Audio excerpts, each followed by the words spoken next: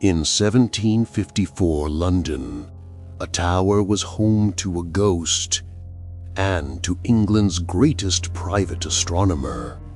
One was a creature of legend, the other a man of logic. But when a body is found shattered on the stones below, the line between both worlds vanishes.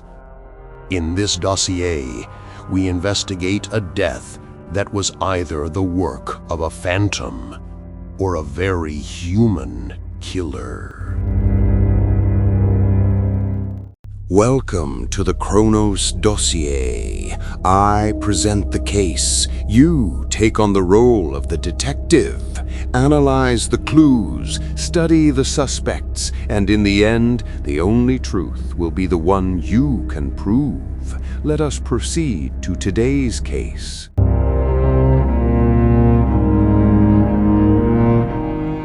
In the heart of mid-18th century London, reason and superstition waged a silent war on the cobblestone streets. While the laws of the universe were debated in the hallowed halls of the Royal Society, in the city's dark alleys and misty taverns, old tales of ghosts and curses were whispered as absolute truths. It is in this city of dualities, of light and shadow, that today's dossier is opened. Welcome to Blackwood Manor, a place where science and horror collided in a tragic and inexplicable way. The estate, situated on the fringes of an ever-sprawling London, was dominated by a structure that seemed to pierce the gray skies like a skeletal finger: the Blackwood Observatory Tower. Built a century earlier, the clock tower housed no bells, but rather the most advanced private astronomical observatory in England. It was a beacon of logic, yet its history was steeped in dark legends. It was said that its creator, a brilliant and melancholic architect, after being betrayed and ruined by the first Lord Blackwood, climbed to the highest point of his masterpiece and threw himself to his death. Since then, the locals knew it as the home of the anguished architect, a specter that haunted the tower, protecting it from intruders.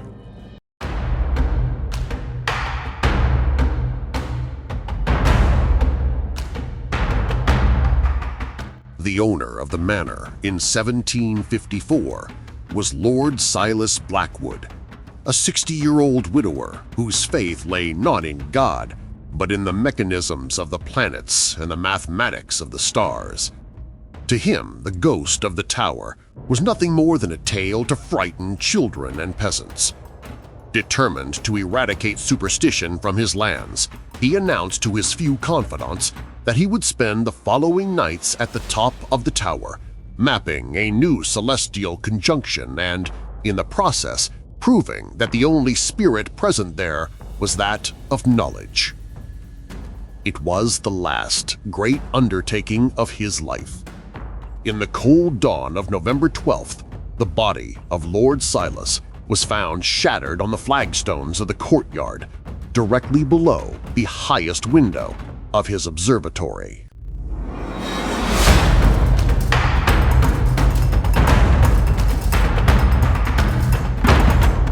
The scene was grotesque. The man who lived for the order of the cosmos lay in a disorder of broken limbs. The observatory window, more than 100 feet high, was wide open to the night, its wooden frame resembling a silent, screaming mouth. The bailiff who first inspected the scene noted that the window latch was broken, forced from the inside. Was it a sign of a desperate struggle, with a final act of a man who threw himself against the glass to meet his end? The question hung in the air, as thick as the London fog.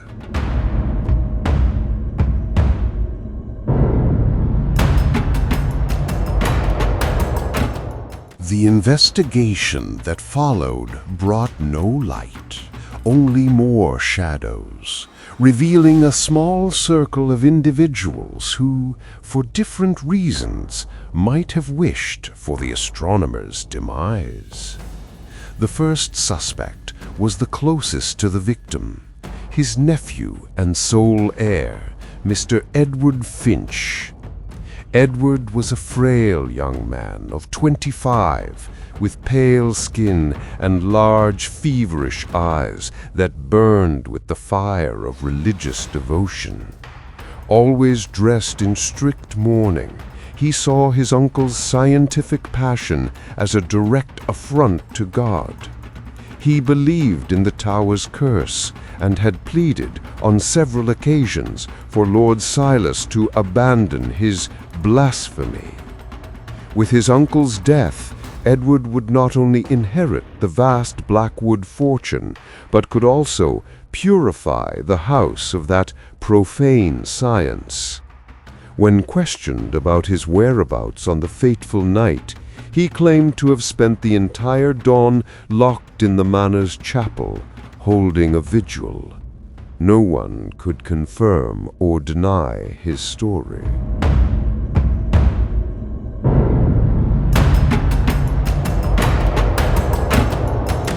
The second figure to enter the list of suspects was the manor's housekeeper, Mrs. Beatrice Croft. A woman in her early 50s, her upright posture and severe face were a testament to a life dedicated to service and order. Her graying hair, bound in a relentless bun, and her always immaculate hands hid a deep knowledge of every secret the house's walls kept. Her loyalty was to the Blackwood lineage, not necessarily to the current lord. Beatrice's motive was more nebulous. Had Lord Silas, in his research and organization of old documents in the tower, stumbled upon a family scandal she had sworn to protect?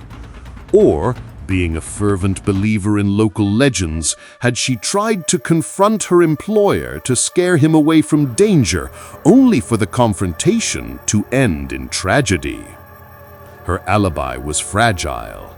She claimed to have retired to her quarters and slept soundly, but a young servant, on his way to the kitchen during the night, swore he heard the characteristic jingle of Beatrice's heavy bunch of keys echoing down the corridor that led to the base of the tower.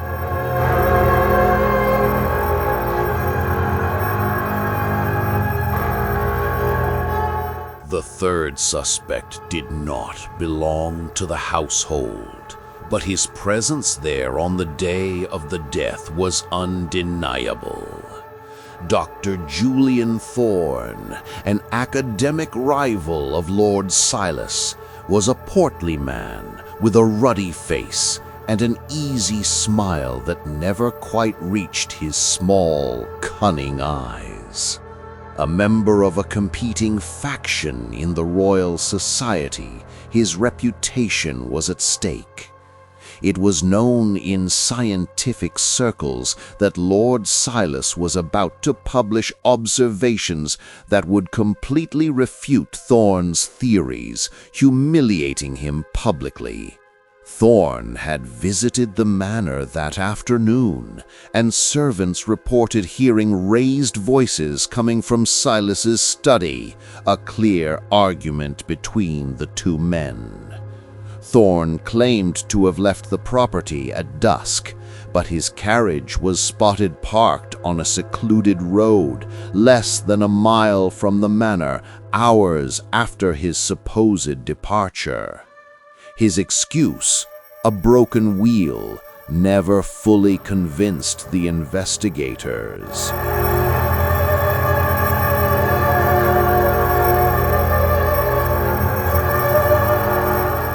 As if the suspects and their motives weren't enough to muddy the waters, the clues found at the crime scene were even more contradictory. At the top of the tower, the great clock, a masterpiece of engineering, had stopped. Its hands were frozen at 2:13 a.m., the time the coroner estimated Lord Silas had fallen. To the superstitious, it was a clear sign of the specter's passage. To the skeptics, it was the mark of sabotage, perhaps to forge an alibi, or simply to add a touch of theatrical terror to the crime. In the observatory, Lord Silas's celestial maps were scattered across the floor, some of them torn.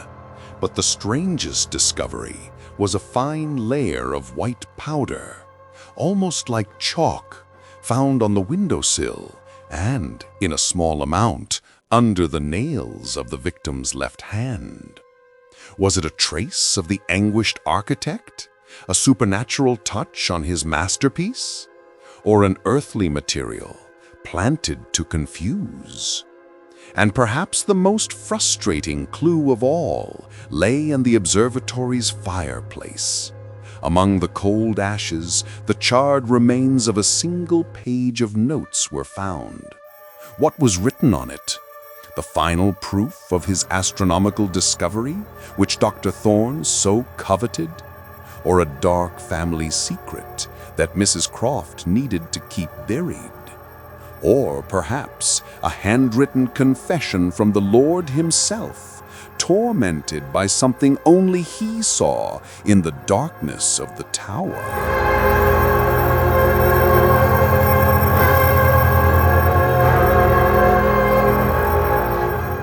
A man of science, dead. A legend that refuses to die. 3 suspects shrouded in secrets and fragile alibis, and clues that point simultaneously to the hand of a man and the touch of a ghost. The case of the Blackwood Tower specter was officially closed, unsolved. The dossier gathered dust in the archives, becoming just another macabre story to be told on stormy nights. The truth of what happened in that tower was lost in the mists of time. Now, this dossier is in your hands. Analyze the evidence, the motives, the lies. Was it the revenge of a ghost or the cunning of a killer? Who or what pushed Lord Silas Blackwood to his death? The final word isn't in the Crown's archives, but in the comments below. The investigation begins now. And here, the file ends. The clues have been presented. The motives are on the table, and the alibis are fragile. Now, the work is yours. Who is the culprit, and how did they do it? Leave your complete theory in the comments. The Chronos Dossier community is waiting to analyze your verdict. Until the next case.